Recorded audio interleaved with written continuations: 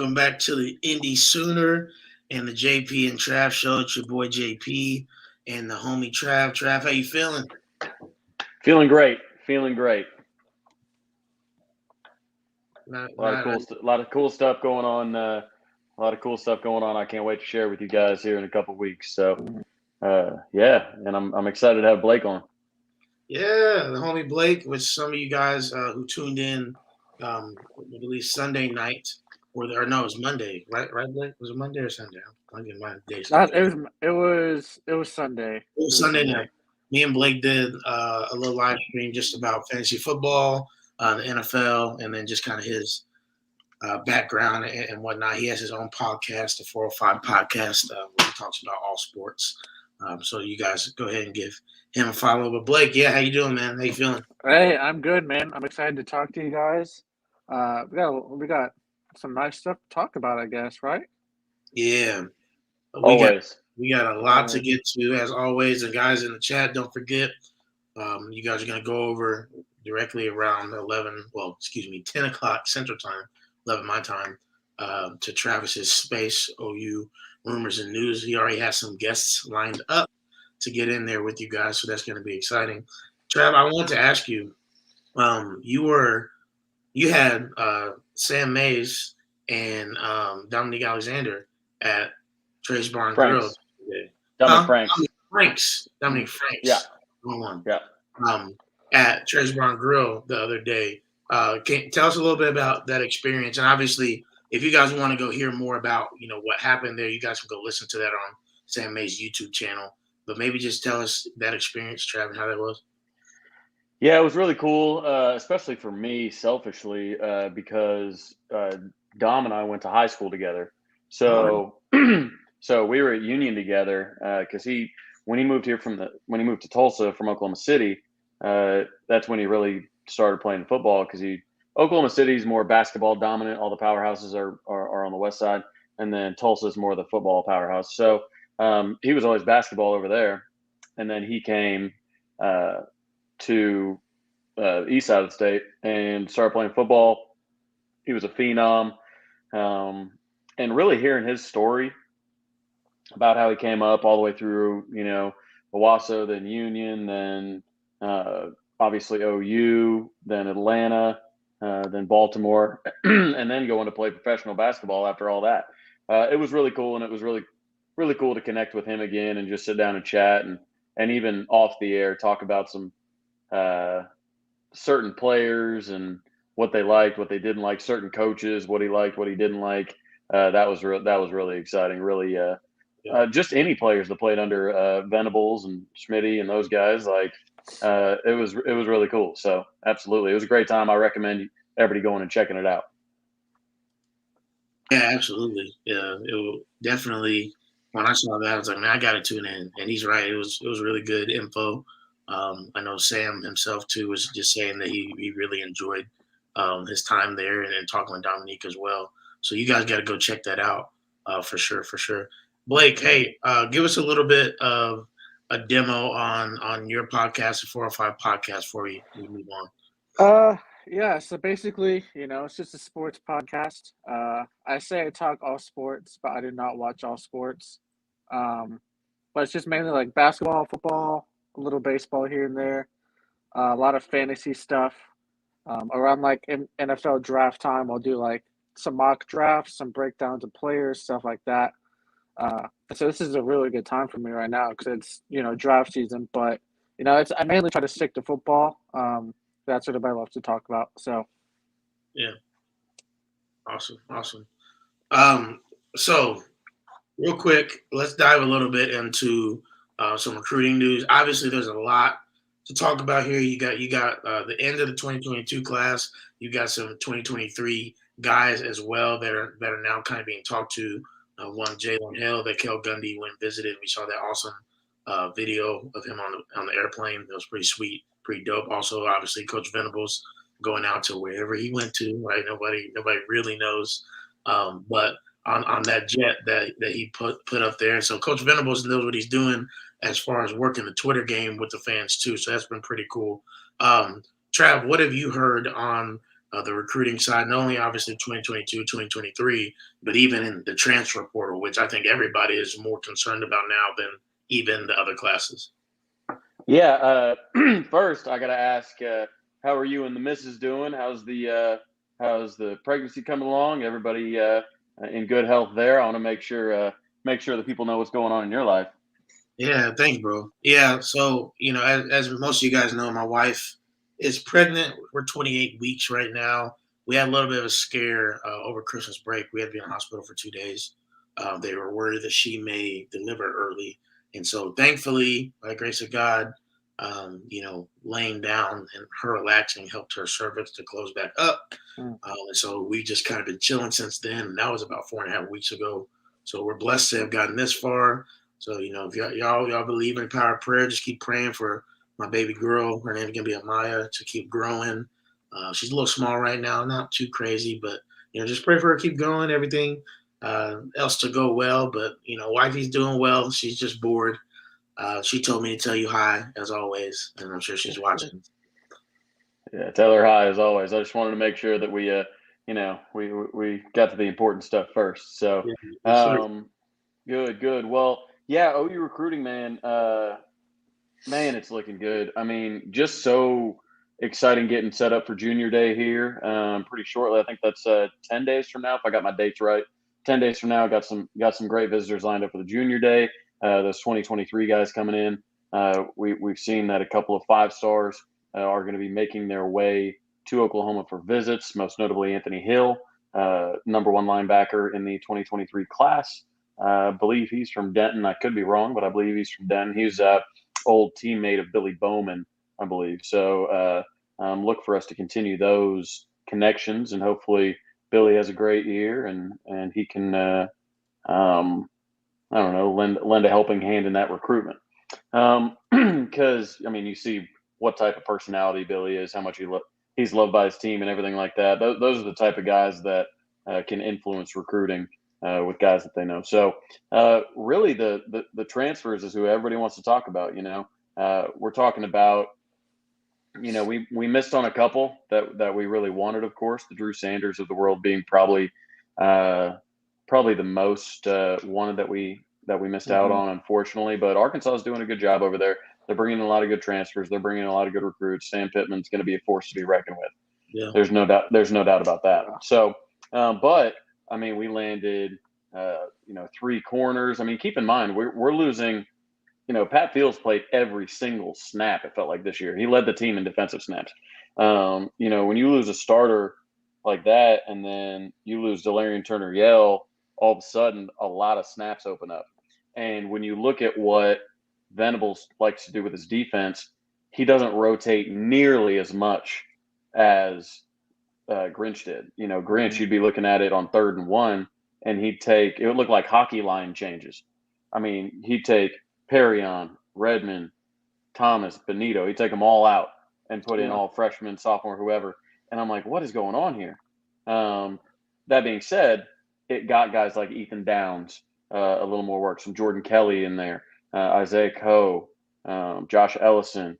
You got to see a lot of guys along that line get more developed than they maybe would have been. That may have been because he didn't think he had the guys that could go 3.5 quarters deep, and then or he didn't have the depth he wanted. But it'll be interesting because now players are going to play longer snaps. The starters are going to play longer snaps, at least. That's if it's like what we've seen with Brent Venables in the past. So we won't see as much rotation.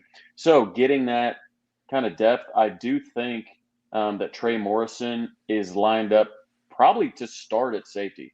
That's what I expect. Those of you that have watched his North Carolina tape, he's a dog. He's not afraid to hit. He gets home on blitzes. He can defend bigger. I remember we all watched, and I love Buki, what he did for the program. It took a lot for a 5-star defender to commit when our defense was what it was, to try and change the culture of that. I'll always love Buki for that. But Buki was often outmatched against tight ends. After watching Trey Morrison, a couple games of Trey Morrison playing, he can hold his own with some bigger guys. He's not afraid to get up and and mix it up with him. So really Right. excited to have him here. He might be, you know, might be who I'm obviously outside of Dylan Gabriel, who I'm most excited about. I think he's going to absolutely tear it up. Um, with him, it's kind of interesting. He'll know more about Levy's system than all of the offensive coaches outside of Levy, all of the players outside of Levy, or all the players. So when you look at it, I mean, Dylan Gabriel, as far as the learning curve goes, he's going to be teaching a lot of these guys the system. So, anyways, really excited about the old lefty gunslinger type. So, and he's a great guy. He talked about it, and a lot of people have talked about it that have met him. But he is down to earth. He wants to, he wants all of his guys to eat. He's not a guy that wants a ton of attention. It's really weird. He's never liked a tweet. I found that's kind of odd because I just never considered seeing somebody with 26,000 followers Yeah. never have liked a tweet. I just found that very interesting. But he's ready to focus on playing ball. He's never been in a college town before, so it'll be interesting to see how he kind of handles that. Because keep in mind, UCF is in Orlando, so he's not. He's getting used to Norman, getting used to people knowing his name and recognizing him, want to take pictures, things like that. So, Yeah. outside of the rest of it, man, the staff's just really doing a good job. And I think what's important is bringing in all these analysts. The Phil Lodeholt move was good. We're looking to bring on a couple more, and those are just going to pay just the staff before the recruiting staff. I got asked a question the other day.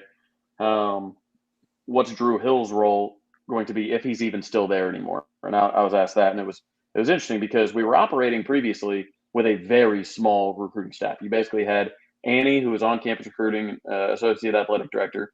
You had Megan Mez, who was recruiting coordinator, and then you had director of player personnel, which was Drew Hill. You had recruiting analyst, and then now he's getting more into player development stuff with Chip Viney.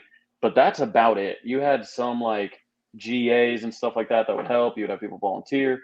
But I mean, now you add JR, Sandlin, you had Turnip Seed, because everybody's like, well, who's Turnip Seed's job taking? Well, he's really taking Clark's.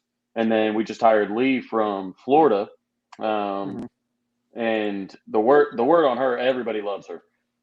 Mama Evers and Mama Gibson love her.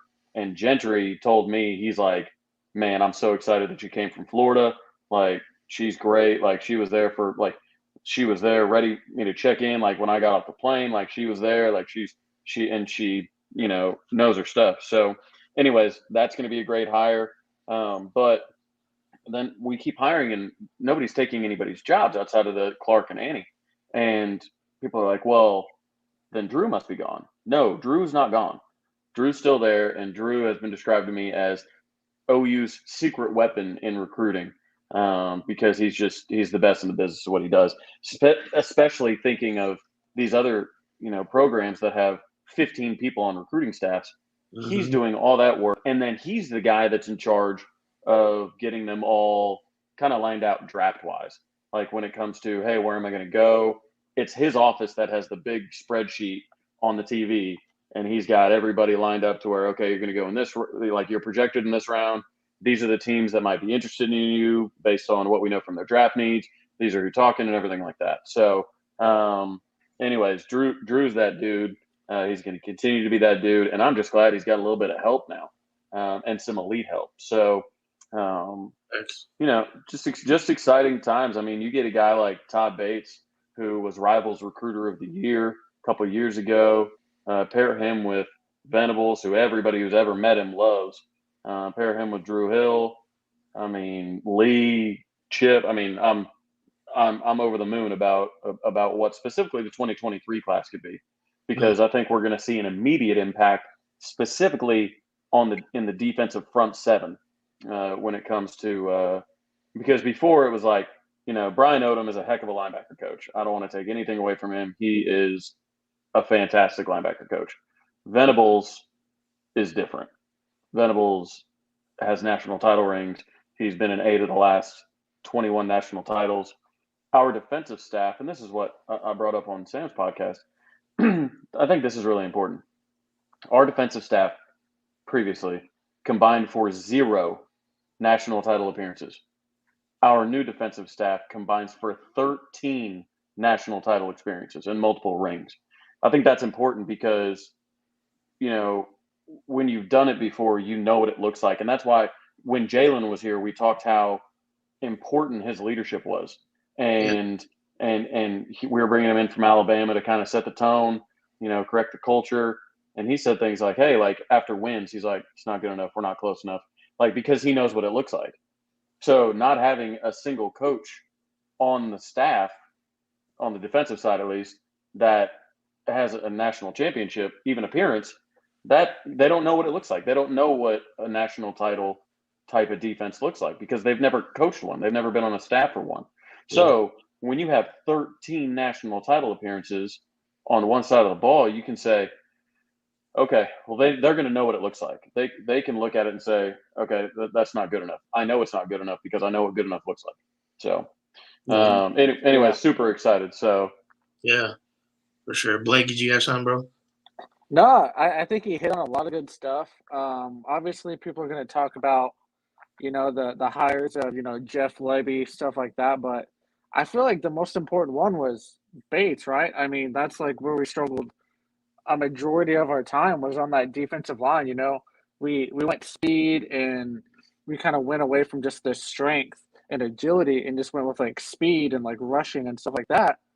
And I mean, you had Bates, who I believe he had 4 All-Americans on that Clemson team. And so the dude can recruit, and I feel like the dude can develop players. And I feel like that has a lot of repertoire, especially with the players that, we're going after now, to where you would have, like, you would have Thibodeau, who was a great coach, and they were great, defensive lineman coach and stuff like that. But, I mean, you bring in Bates, like I said, who coached a national championship when he was that defensive line coach, and he's recruited the heck out of some players at Clemson. And you're in the ACC as well. I mean, now you're bringing people into the Big 12, which is a better conference. You're going to be bringing players into the SEC, which I feel like is going to be even more of an intriguing recruiting factor. Because now you're saying, hey, I did this in the ACC and recruited players here. Now we're in the Big 12 with the big boys and in the SEC. And now you're going to be able to recruit so much better players on that defensive line and actually get some big boys that are, almost 300 pounds instead of, 250 pounds, which is great because I feel like that's where we lacked a lot of the time. So I digress in that. But, I mean, like I said, a lot of people are going to say, all of these commits are awesome and these hires and, Venables, great hire. But I feel like Bates was the most important one because that position is what we needed so badly to develop. And we finally have a coach that can actually come in and develop players and can actually put out the resume that he does and actually speak to these players because they respect the crap out of him for what he's done. Yeah, for sure. And, I think that another thing we hit on before was, everybody's kind of looking at the 2 big pieces right now as far as transfer portal guys go in Dart and Trig. And something that Blake and I were chatting about before you hopped on, Trav, was, I'm starting to feel like it's getting into the territory of being disrespectful towards Dillon Gabriel. Because I feel like people have since Dillon Gabriel did it almost right after Caleb decided to hit the portal, I feel like people have stepped off a dude, and now Jackson Dart looks like this shiny new object. And I'm not saying we don't want Jackson Dart to come to Oklahoma. Don't hear me say that. If we need a quarterback battle, we want the best quarterback. Whatever, that's fine. But I don't know, just the way that Sooner Nation I feel like has gone about it. You can tell me if you feel like I'm wrong, but I just feel like it's kind of been disrespectful to Dillon Gabriel. Yeah. Yeah, I mean it's interesting because it all comes down to timing, right? Yeah. Because if Dillon, and I forget what college, I think it was Reese Davis or somebody like that was before Caleb got in the portal, I would have told you that Dillon Gabriel would have been my first choice out of the portal of all these quarterbacks and whatnot. He's the kid's a gamer. Like he threw for over 8,000 yards, you know, UCF, this, that, and the other. What's interesting is like Dylan has been talked to and Jackson has been talked to. The reason Jackson hasn't committed yet, he would have committed already if Dylan wasn't here. Right. But Dylan's going to be the starter, and Jackson will likely redshirt a year and then be the guy for 2 years if Dylan leaves to go to the NFL because he'll have his 3 years of service, you know, whatever. He'll have 4 years to play 3. So with Jackson's recruitment, that's really what it comes down to. But I think people need to go back to, you know, Caleb announced, and then an hour later, 2 hours later, 3 hours later, whatever, Dylan announces, and all these NFL players are tweeting about it. You know, OU Twitter is ablaze with support for Dylan, and I think it's just we get that momentum, and that's the shine has worn off a little bit because it's just emotion. That's how emotions work, right? So, you know, that comes down a little bit, and then here's just I think if it were just Jackson, I don't think we'd get a message every day about it or DMs or, you know, all this stuff. But I think Trig is a big part of this too, because they're foreseen as a package deal, and there might be another USC guy that would be in the boat as well that has been in conversations about him. So that's part of the reason I want Jackson Dart, is because he comes with maybe a couple new toys. So So with us, it's like, I think if it were just Jackson, it'd be all right. That's awesome. We want depth. We want to battle. If Gabriel gets hurt or something like that, like we don't really want to throw Evers into the fire. And then with no other scholarship quarterbacks behind him. Right. So with that, that's why I want it, because you look at the tight end room right now. We've got Braden Willis, obviously, and then Jackson Sumlin's in there, and then we've got Caden Helms and Jason Llewellyn. But they're true freshmen. You don't really want to go into a room and just say, okay, half of our tight end depth is true freshmen.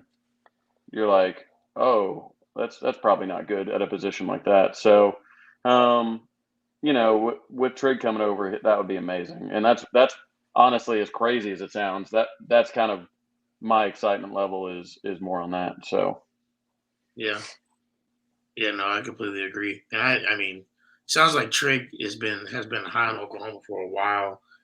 You know, I don't know necessarily where it stood with the previous staff, but you know, potentially him being able to come here would be huge for that tight end room for sure. And I see, you know, somebody in the chat said we have the Parker Jr. transfer, and again, he's a good addition, but he's way more of a blocking tight end necessarily. Yeah, he'll be run heavy sets with him, which we'll see a lot, right? I mean, Levy's offense averages 200 yards a game, and they did that in the SEC. You know, what should they do with a Schmitty built O line, with a Big 12 that has, for the most part, gone to 3-3-5, right? And again, like, you know, they do tackle well out of it. They do a lot of good run fits out of that. So it's not just like, oh, it's 3-3-5, you should be able to run. Baylor especially, like, they're one of those that, hey, they really tackle well and they get to the ball. But at the same time, the physicality has to be part of that, and I hope that we see that moving forward in Levy's offensive system. Hey, so one thing I thought we could do today, fellas, you know, for the most part, the last couple of weeks, you know, we've had a lot of topics to talk about. Not that we don't now necessarily, but I thought it'd be cool, you know, for the last 35-ish minutes, just to let the chat kind of dictate what we talk about. And so, guys, if you have any topics or questions, we'll start that way early, and we'll just keep going on that. Trav, you got some? Oh, I like that. I got some people talking about Evers in the chat. Nobody's sleeping on Evers, that's for sure. The kid's the truth, but he's a true freshman. Yeah. And we don't want to throw in true freshmen into those situations. Yeah. Caleb went in halfway through his true freshman year and still saw, and Caleb was one of the best quarterback, you know, prospects in the country over the last couple of years. There's a reason he's the hottest topic on every sports show, right?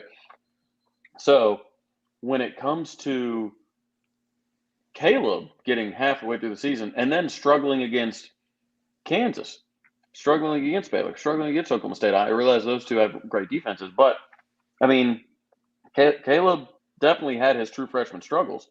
So Right. you don't want to, as much as I love Nick Evers, I think he's awesome. I think that was a huge pull for him. Him and Gibson coming over from Florida was massive. But I just don't think I don't think Oklahoma specifically even needs to step in with, hey, we're going ahead with a true freshman, even as a backup. I do think we need another person in between Dylan and Nick. Just let Nick. I mean, I know everybody is in this era. You know, it used to be you got a freshman and they sat for a couple years. Yeah. It was like that in the NFL too.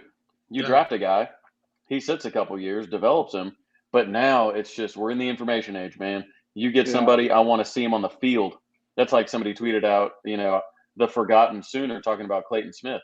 No, he's not forgotten at all. He's just a true freshman, like that you don't need to throw out there when you have a bunch of NFL guys all over your line. You know what I mean? So it's like that's when it comes to you.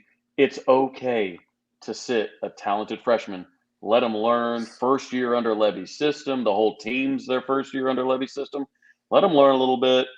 I think we'll be in good shape. Just real quick, the Oregon running back is likely going to Miami to follow Mario Cristobal. So Travis Dye is who you're talking about. Let's see. I thought this could be a good point. What do you think about Jaren Kanak? I think that he is everything you want out of a linebacker. Speed for days, but also big and physical. If you look at his tape, especially, if you saw some of his runs as a running back, was just absolutely nuts. It doesn't matter the size of the people he was carrying them. 5, 10, 15, 20, 25 yards. And when you compare that to Brent Venables' linebacker coaching, the sky's up for him. So, I think you could reasonably see him get a little bit of playing time here and there. I'm not saying Brent's going to start him immediately. I don't think that's true. You still got Stutzman. You still got Deshaun White there. You still got David Ugwebu, which is yet to be seen whether he's still going to be a middle linebacker or if he's going to kind of slide to the outside linebacker position or not. But, you got talent there. You also got our guy, Kobe McKenzie, too. But I think there's reason to believe that he gets some early playing time for sure. Yeah. Guys, what do y'all think? I'm a big fan of Kanak. Like you said, that dude just loves to hit, and I'm not going to be that guy to say it, even though I'm saying it right now. The last guy that Venables recruited out of Kansas City linebacker, right, was Isaiah Simmons. So he knows how to recruit linebackers, and he knows how to develop them. So I feel like that is just such a huge gem that we found. He was still ranked really high, but I feel like he's a gem if you're going to play for the best defensive coach and best linebacker coach, more than likely in the country. And with his athleticism and stuff, I feel like it's just one of those things that, it's almost, you feel like it's just too good to be true. Like it makes too much sense for him to be that kind of player. I like Kobe too. Kobe's one of those players that, he likes to hit as well. And with some of the, players that we had in and out at linebacker, I feel like that spot is pretty open. I feel like the only spot you have for sure is Stutzman, right, at linebacker. And I feel like you can kind of pinpoint and put people wherever you want at linebacker. But I feel like that position is pretty open, and there's a lot of really good linebackers in this class coming to play linebacker. And so I feel like they could get plenty of playing time as freshmen just because that position is so open for people to just kind of fill in. For sure. Well, and also you think about early enrollees, right? That's the whole idea. That's why you early enroll, is so you can get a jump start on it, and maybe by the time spring rolls around, by the time summer workout, everything like that, the rest of the class shows up, you're already ahead. So, and I know that sometimes gets forgotten because it's so new, but now we're seeing more than ever, people are early enrollees. When you think about, the positions on the defense that are really locked in as starters, you're probably Jalen Redmond, Ethan Downs, Danny Stutzman, Key Lawrence, and Woody Washington. I would say, and DJ Graham is could get there. Yeah. But when you look at those five, I mean that leaves a lot of positions open, for competition. But I would see those five are those are your starters.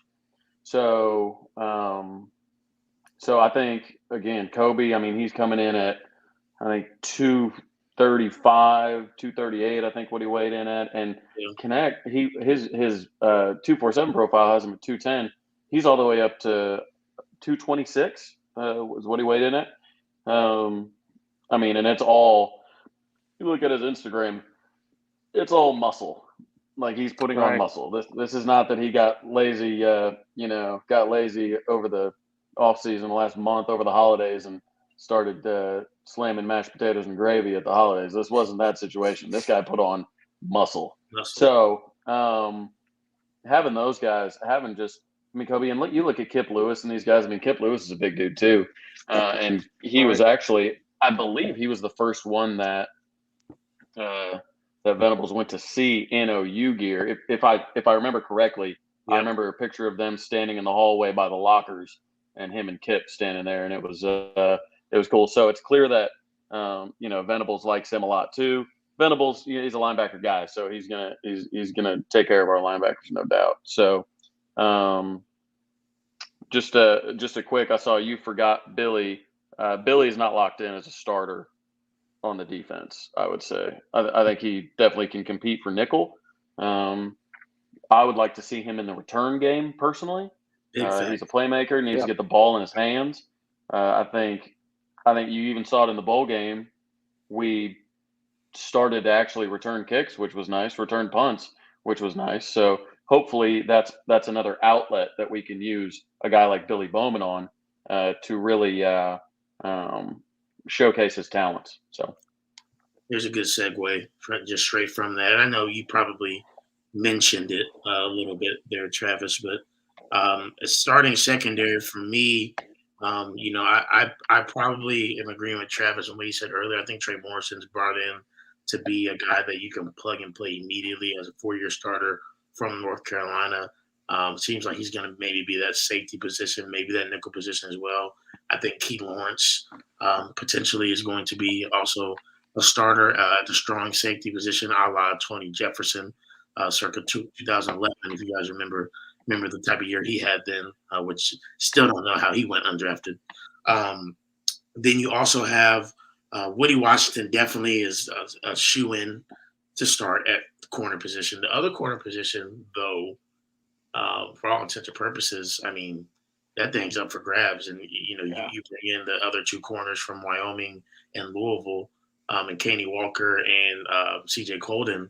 I mean, DJ Graham and Jaden Davis and Josh Eaton. I mean, they all got their work cut out for them. There's going to be a true competition on that side, and there's a lot of depth there that there probably really hasn't been in some time, if you think about it. And so that's what I have, I think, as my starters. Nickelback, I mean, you still got Justin Broyles there too, who, people don't love Justin Broyles because of that LSU game, but really, Justin didn't really do that bad last year. I think for the most part, he was in the positions he needed to be in. And he's a super senior, so he's going to provide a lot of experience.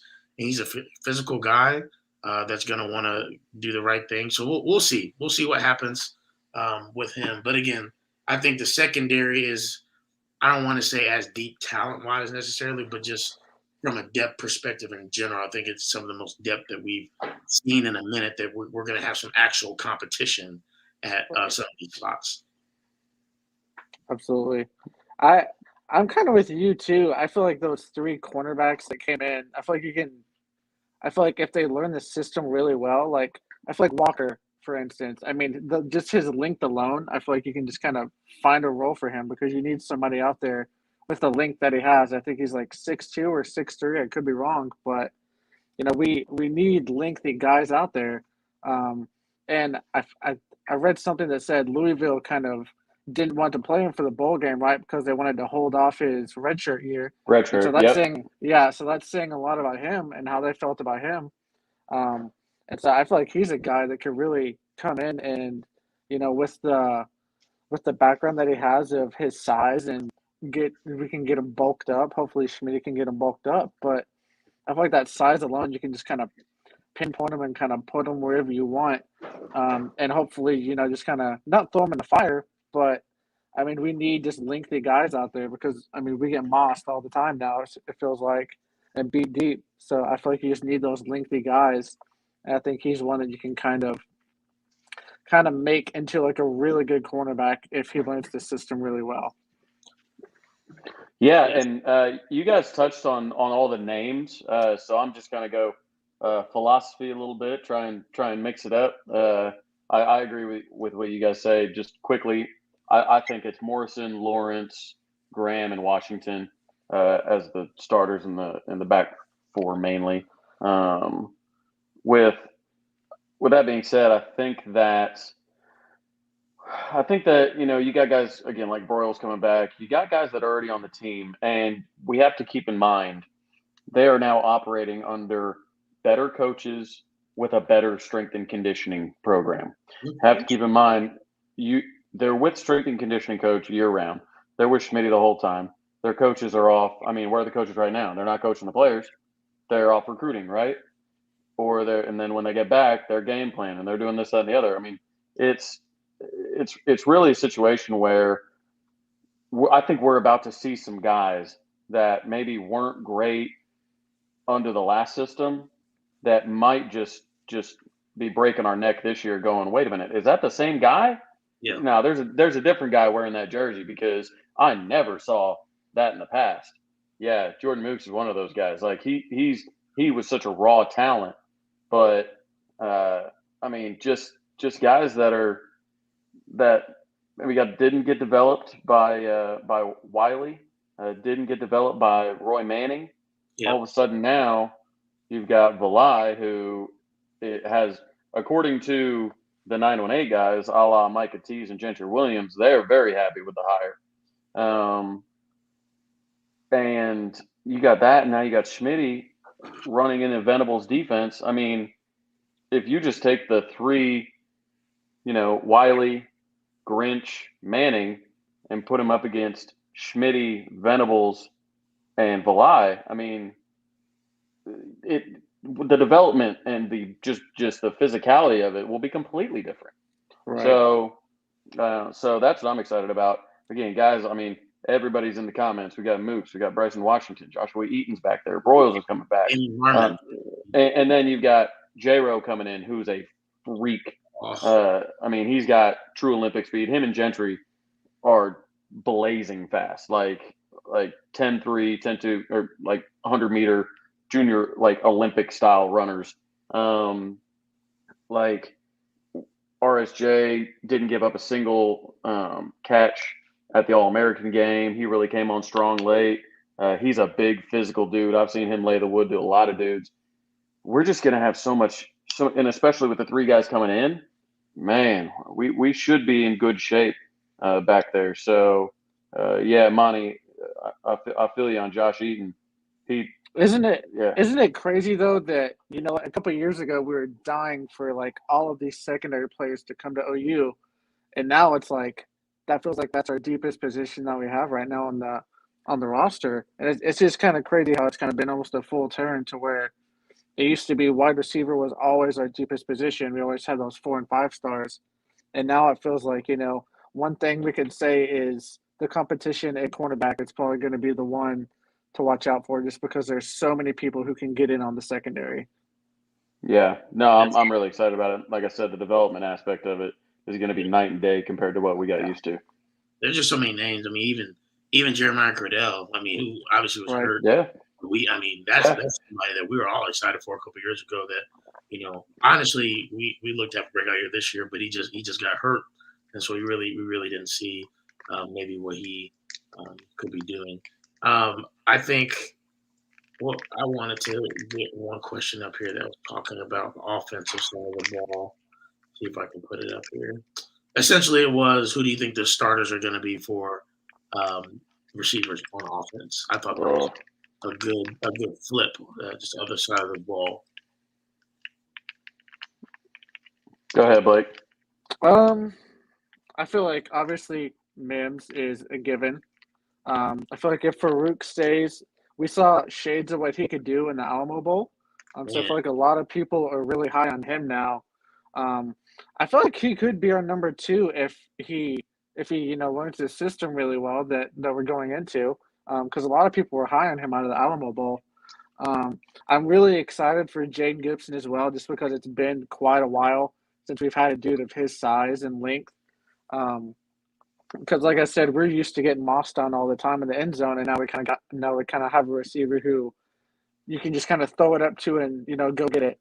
And I see somebody saying Cody Jackson as well. I'm excited for him too. I feel like he hasn't played really very much at all, and we were super excited about him when he committed.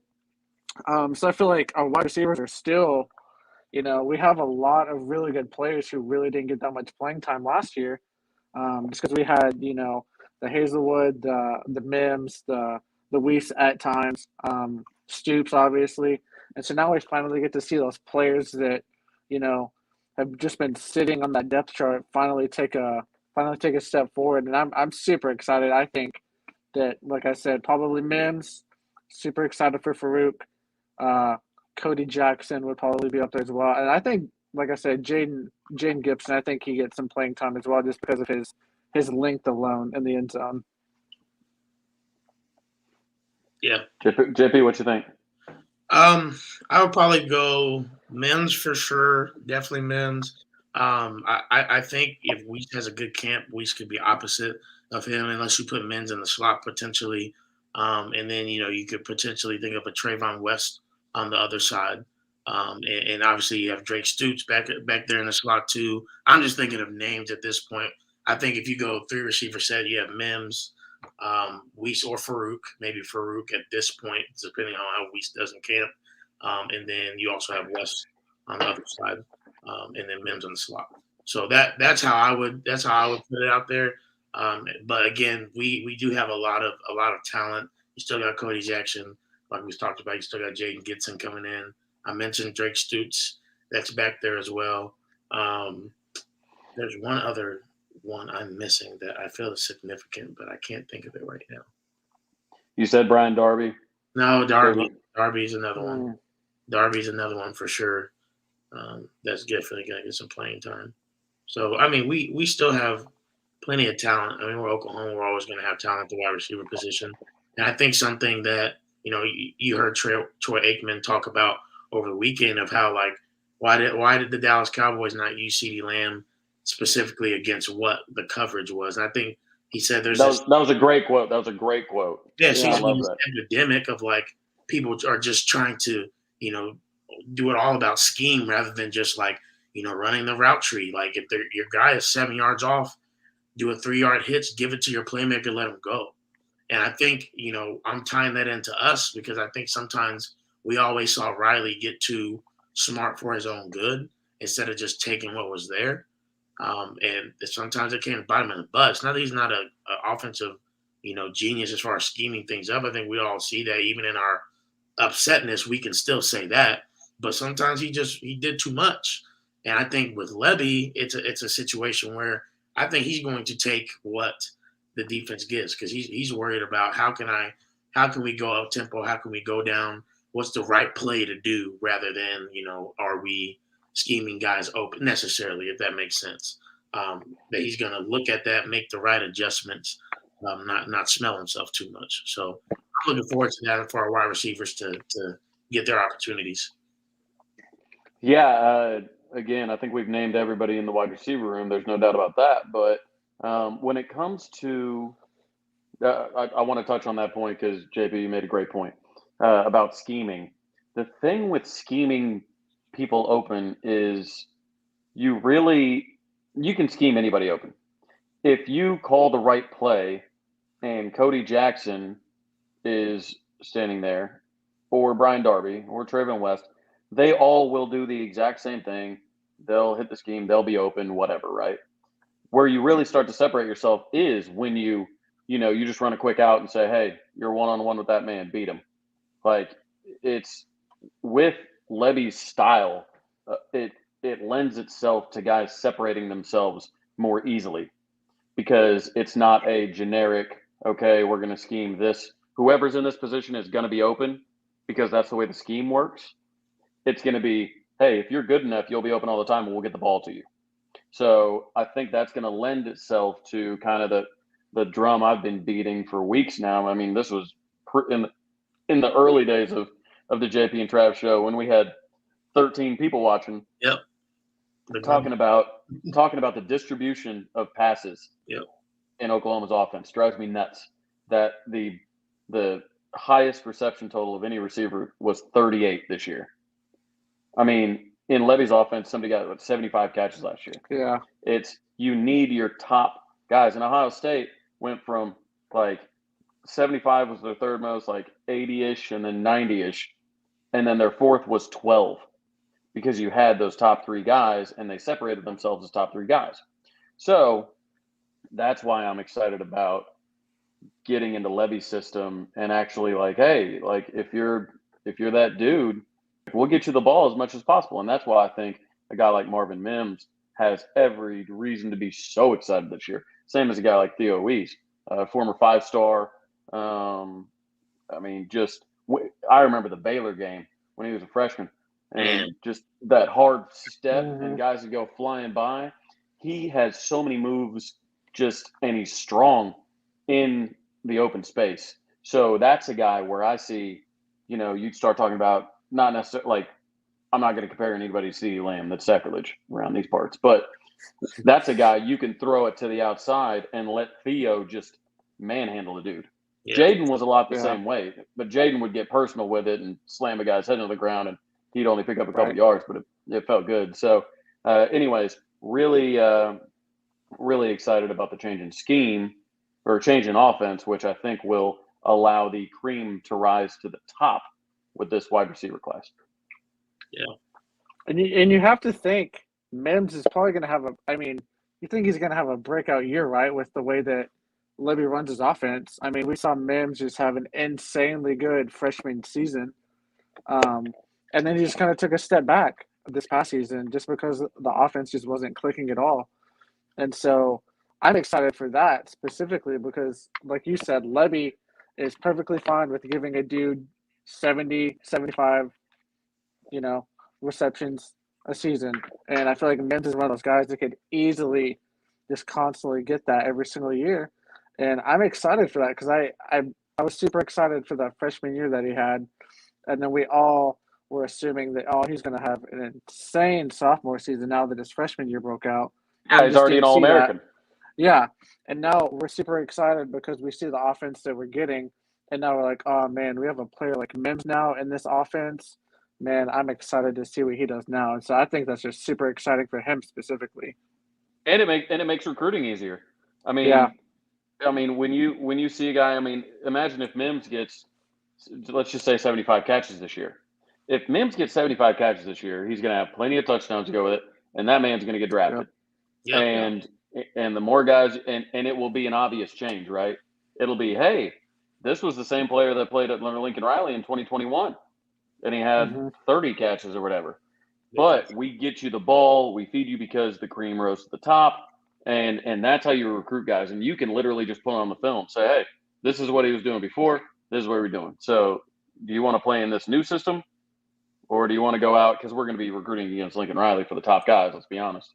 Yeah. So, or do you want to go out and share the ball with 9 other receivers and get 30 catches?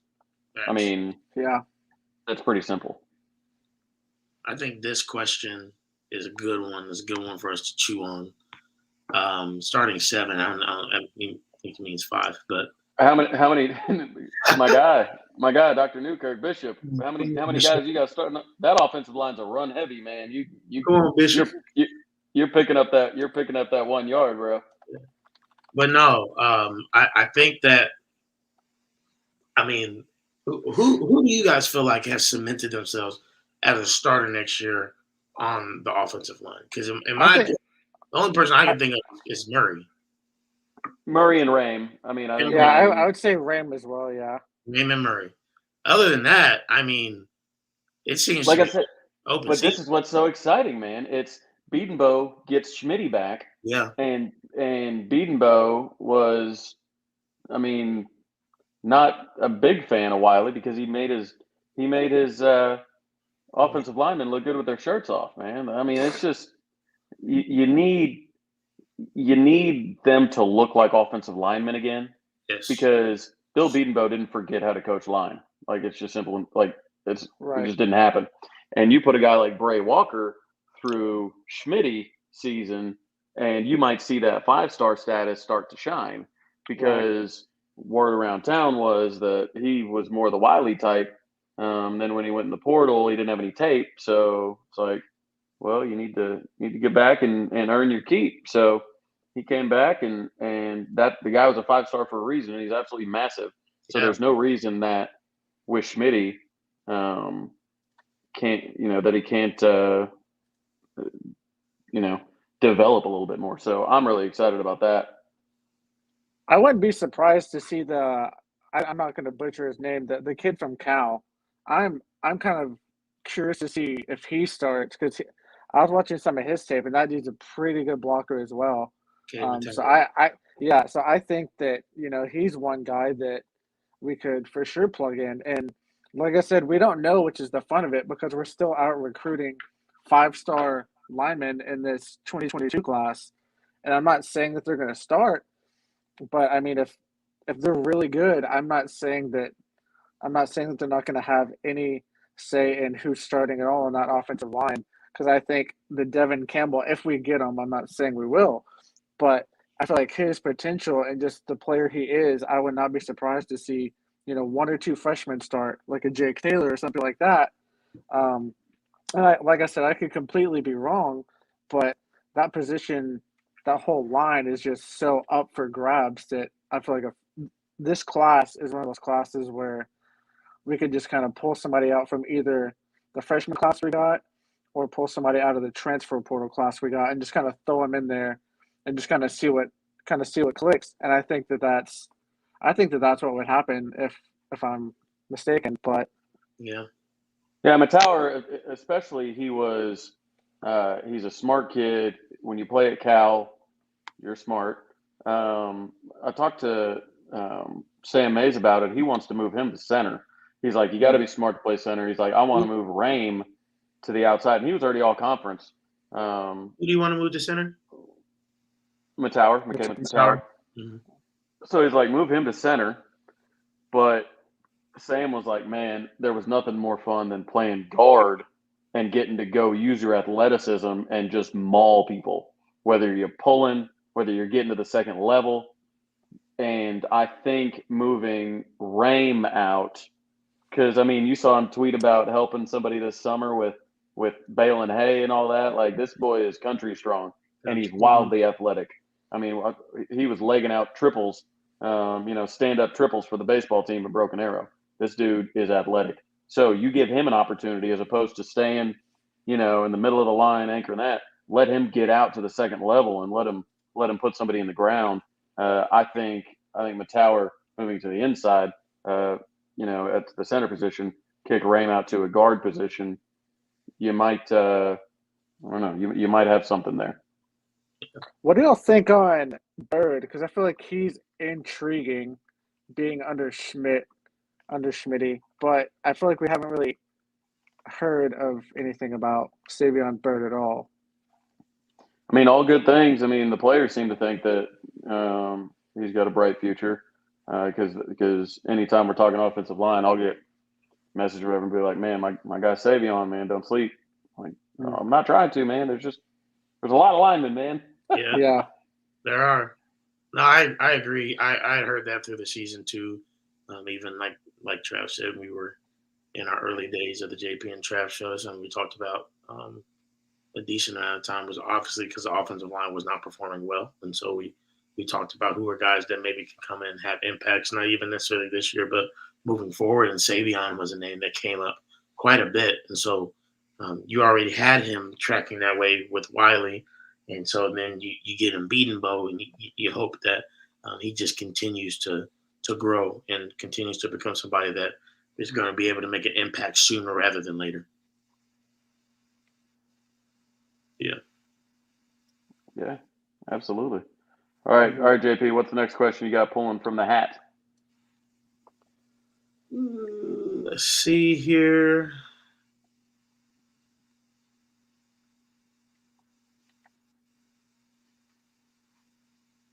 Well, I see it. Oh, actually, I saw a good one. Here we go.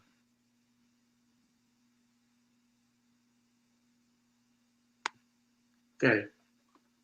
I know people were talking about this in the chat, and this comes up. We know it does. It's going to. It's inevitable. If Caleb Williams is planning on going to USC, then what is he waiting on? I'm not sure that he wants to go out there. Me and Travis has always had that mindset, especially Travis, because he talked to Carl and he knew how they felt. I don't think they wanted to go out there in the first place, but at a certain point, your options are limited. What else are you going to do? And so I think they're still probably looking, to my knowledge. Travis, you can speak probably more to that as well. But yeah, it feels just, I can't wait. I'll put it this way: I can't wait till I do a space. I can't wait till we do a JP and Trav show where nobody asks about Caleb Williams. yeah. And that's no offense to anybody that's asking about him right now, because I know it's not decided. So naturally, it's a big topic. It's like, I totally get it. So, man, everything pointed to USC, with Mario going there, announcing, with all the Lincoln stuff, the talks, the rumors, this, that, and the other. He was at the Lakers game, and then he was at the Rams game, then he was at the Lakers game. But all the rumors came out. They didn't like LA, they didn't like the facilities, but Lincoln's working on some NIL stuff for him. I'll tell you what, man, I'm ready for it to be done, but I'm really confused as to why there's been no announcement yet. Right. We've already started workouts, classes have already started. Like, Correct. It's, he doesn't have, I don't know. I feel like he could have made such a big splash had he pulled the trigger when everybody thought about it, but now everybody's just kind of tired of it. And I don't, and it's not just OU fans that are tired of it. It's everybody nationally. They're tired of it. So he's retired. He's retired from football. He just retired yesterday. He retired from practicing. But man, I still feel so weird about UCLA. I just think, Chip Kelly just signed a 4-year extension. They were 8-4 last year. They're building, they're closer to building a winner. USC is going to be bad next year. They're just not. So people are saying Georgia, but Carl doesn't like Kirby Smart, so I don't think that that's going to be the case. And people are like, well, Georgia, if they plug him in, they're national title favorites. Well, that's not what he cares about. Yeah. When you hear QB Collective and all those guys talk, they talk about Andrew Luck as like their blueprint. He was NFL ready. When he went to the draft, everybody in the draft, scouts and everybody talked about, well, he's already ready for the NFL. He, based on his coaching and his training and all that, he was ready to play in the NFL. And Andrew Luck was immediately good. Yep. You Indy boys can say so. He was immediately good, and that's the goal for Caleb. Caleb wants to be immediately good, immediately ready, and I do think people can talk about, Chip didn't, develop. Mark Helfrich really developed Mariota, but Chip Kelly, he engineered that offense. He was the architect of the first offense where all of us kind of sat back and said, that's must-watch TV. That is fast. That is exciting. Putting up 70 a game on people. It was absurd. So with that, and he's been in the NFL, and I think that's important too. I think a guy that's coached elite in college, had a number 2 overall pick in Marcus Mariota, and then elite or coached in the NFL, and then back, he can kind of guide Caleb, say, hey, this is what to expect. This is how you can be ready, because he can have that perspective where a guy like Lincoln can't, or even Kirby can't, and stuff like that. So I don't know, putting that out there. I know the NFL's changed since then. I'm just saying they still, having gone through it and coach in the NFL might be a good selling point for Absolutely. Williams family. So It, That's it's kind of funny, isn't it, that a lot of people are saying Georgia, but it's like they still have Brock Vandagriff, right? Like he left yeah, but Oklahoma, everybody said that. Everybody said right? at Georgia like Brock ain't it. I Right. mean, when Okay. you got to play a walk on Stetson Bennett, and you've got That's true. 5-star.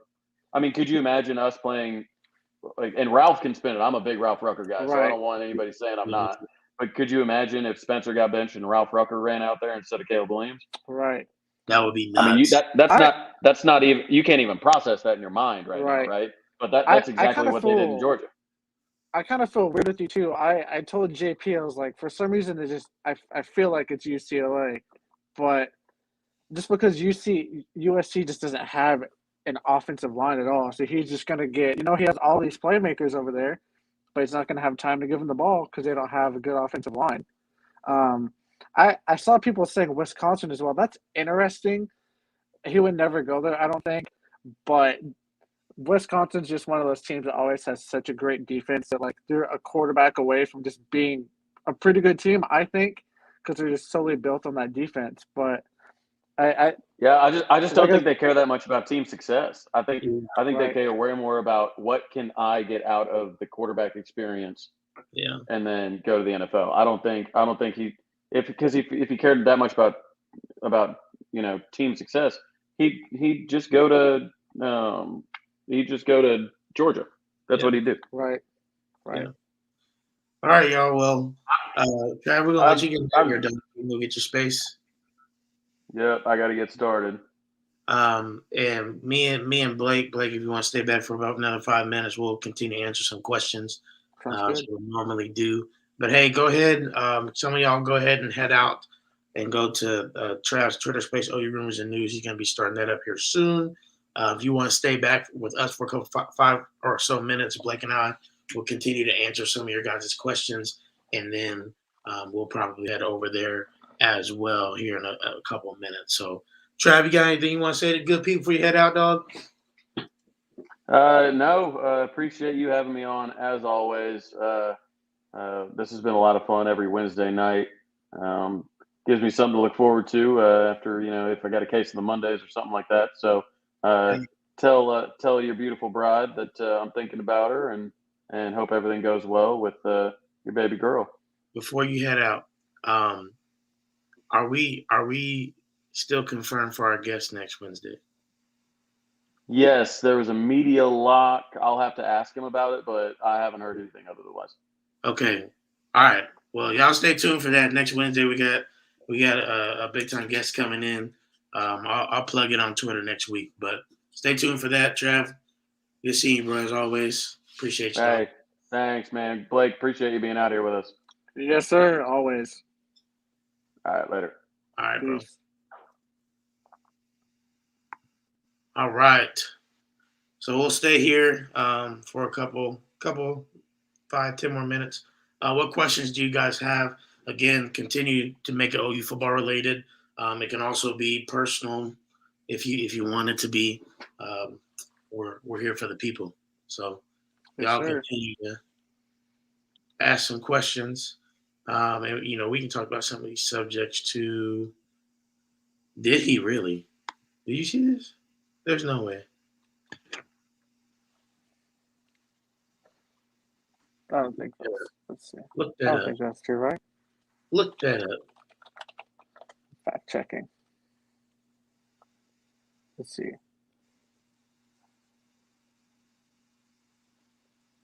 Oh, he did 2 minutes ago. Where? Wow.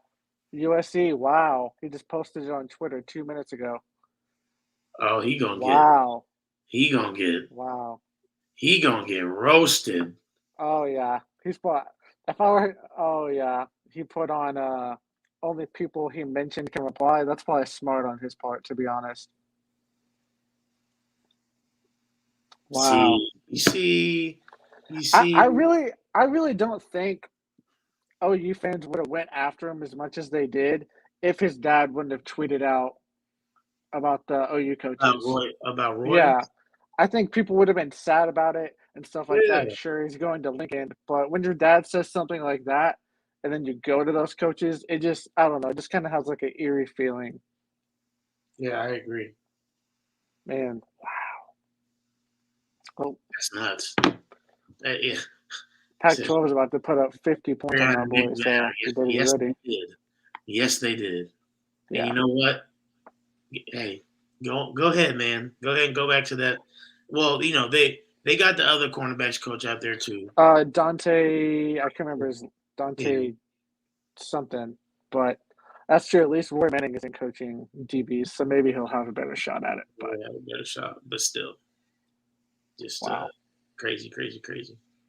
Hey, any other questions, guys? Keep putting them in the chat. We'll be on here a couple more minutes. Yeah, no, I agree with this. Family is important, but eventually you have to make your own decisions as a young man. You can't let Right. and here's what I will say.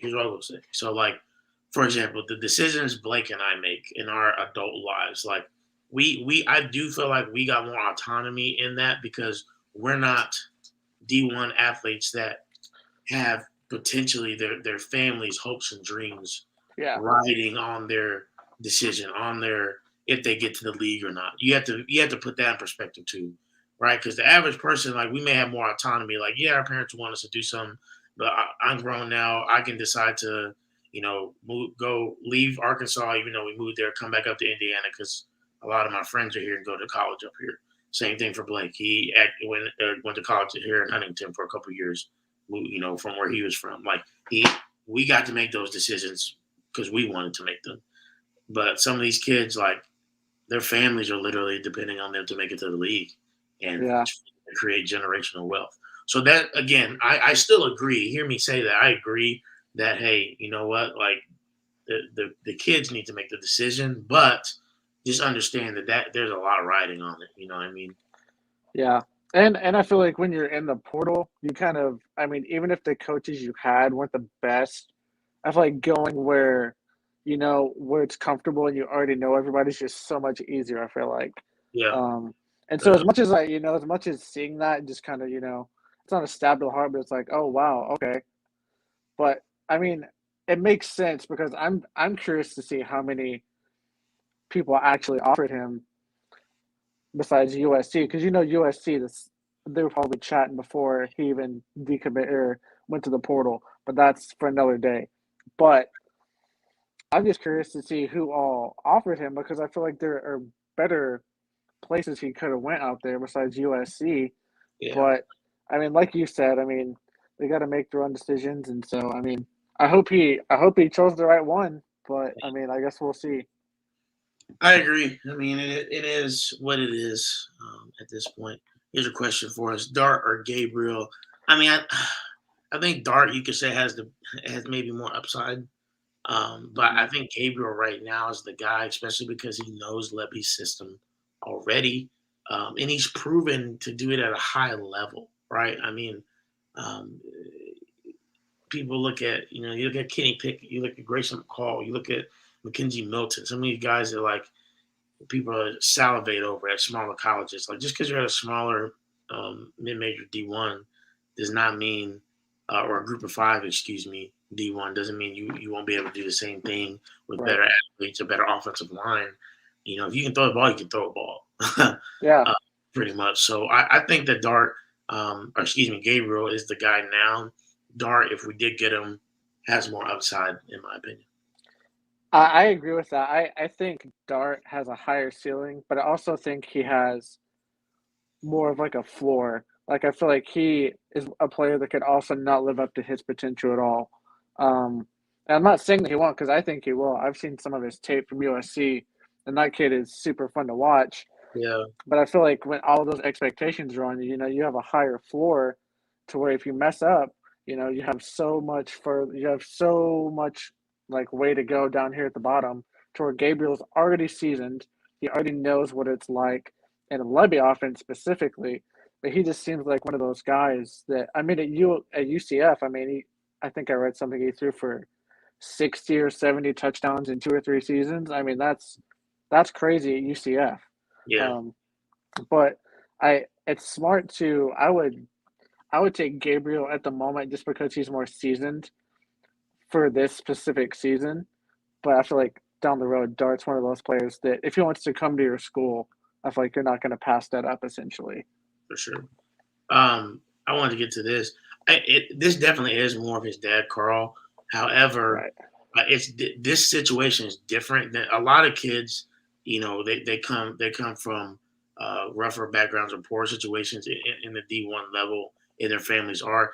This is not the case with Caleb Williams. His family is very wealthy. They're very. Right. That's why they were willing to walk on. Not only because they believe in his ability, but because they got to pay for it. They were willing Right. to walk on to OU even if they had another quarterback or Brock Vandagriff was still there. That's that famous story. So for the Caleb Williams family, it really is about who's going to develop him for the league, him specifically for the league, and be ready. Right. But yes, for a lot of other kids, it is a generational wealth type of decision. You know, that you have to think about. And ultimately, I think why we're going to do so well, Brent Venables is all about, like, yes, talk about the generational wealth, but generational wealth doesn't even necessarily just have to come from football, right? You can go the Caleb Kelly route. Like, Caleb Kelly is not going to be able to go to the NFL, but you know what he is going to be able to do? Use his opportunities and double master's degrees that he has, as well as the opportunities he had from being exposed at a university like Oklahoma and probably football team into a potential broadcasting career, to a potential coaching career. Like, those things help as well. And I think we need to tell these kids a lot more. And I'm on my soapbox because I'm an athletic director. So I tell my kids this every day. Like, they all want to go D1, and I tell them, look, you don't always have to go D1. Like, if you go D1 and you're the, especially basketball here in Indiana, and you're the 12th person on the bench, but you really want to play, all it's going to do is stoke your flame out, and then you're not going to want to play basketball anymore because you think you're not worthy because you can't play at D1 level. You know what? There's plenty of D2 schools, D3 schools, NAIA schools, especially here in Indiana. Yep. Me and him both went to NAIA schools here in Indiana. At that level, there's actually really good competition. And so I'm like, guys, you can still get a full ride and have the ability to get your college paid for and get a degree, maybe even 2 degrees, and get on with your life and do something really impactful. And then you help your family out that way. You learn what it means to invest in stocks. You learn what it means to save your money. You do these different things as well. It's not always about, can I go D1? Can I go D1? Can I go D1?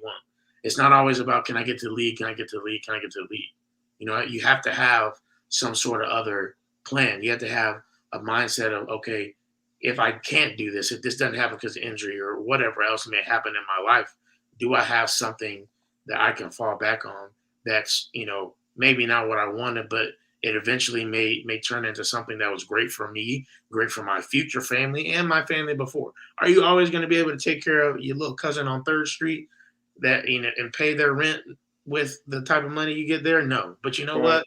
You probably shouldn't be doing that even if you got millions, okay? Right. So anyways, I'm off my soapbox, but no, I agree with you, and it's also one of those things that people are like, oh, if I'm not going D1, the chances of me making it to the league are slim. It's like, no, the NBA, the NFL, they will find talent even if you're NAIA, if you're Division II, if you're Division I, they will find talent. And there's also so many places, like specifically for basketball too. So many people are playing overseas. It's crazy. mm-hmm. And it's money there too. Yeah, and I just feel bad for those students who just think if they're not going D1 that they didn't make it, because there's just so much room for growth. Yep. And maybe you missed out on, say, going to Oklahoma, but you fall on the lap of, say, even like a FCS school. You could be the number 1 corner in the FCS, and that just that just puts you at the top of the list, possibly 1st round, and you didn't even go D1. Look at Carson Wentz and Trey Lance. Exactly. They went to North Dakota State, which is a great program, don't get me wrong, but nobody's sitting there thinking North Dakota State's going to be able to compete consistently in a Power 5 conference. And Cam Newton didn't start out D1. Yeah. And then he came to D1 and just dominated. So, it's all about what you put in, and it doesn't really matter where you go, even though development's great. It's all about what you put in regardless of where you go. Big facts. Big facts. Well, hey, Jake, what am I saying? Jake. Blake, thanks, brother. Appreciate you for coming on Absolutely. the show. We'll have you on again here sometime soon, and y'all be looking out for Blake on any sooner. Me and him will, I'm sure, be connecting a couple more times, do our live streams of our own, maybe kind of going towards the NFL and fantasy football type of niche, and maybe some other things as well. But y'all go make sure you follow him at the Blake Lugo. His Twitter handle's right there. Also follow him at 405 Podcast. He's going to be kicking that up here again, I'm sure, pretty soon. But hey, make sure y'all come out next week. We got a big person coming. It's an OU football player. I'm not gonna say who, but you'll get a hint from me throughout the week. So y'all be tuned in next week. Be ready to go, and we'll see you then. Boomer.